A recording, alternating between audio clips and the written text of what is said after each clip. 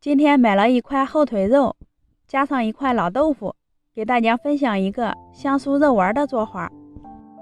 洗净的猪肉先切成片状，再分成小块，然后剁成肉泥，这样做出的肉丸吃着更香。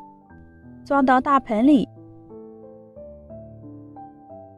在肉馅里打上2个鸡蛋，加入葱花和姜末，加入适量的盐，1勺胡椒粉，1勺五香粉，再倒1勺料酒，半勺老抽，1勺蚝油，然后朝一个方向搅拌均匀，给肉馅上劲儿，一直搅拌到有粘稠状就行，静置10分钟，让猪肉更好的入味儿。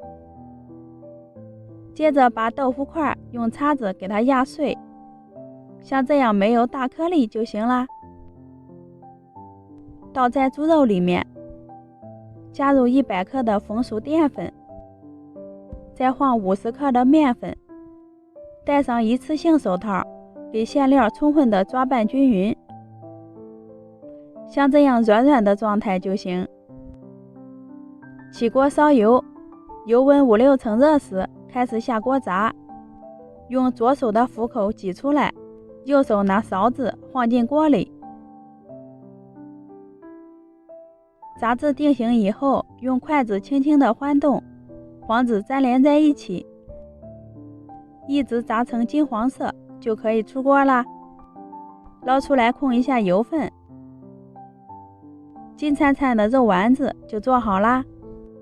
给大家看一下，外皮酥脆，里面肉质鲜嫩，特别的好吃。过年时可以多炸一些肉丸，放在冰箱里冻起来，可以用来煮汤、涮火锅，都很不错。家里来客人了，上锅蒸一盘，简单省事儿。喜欢的朋友关注一下，我们明天见。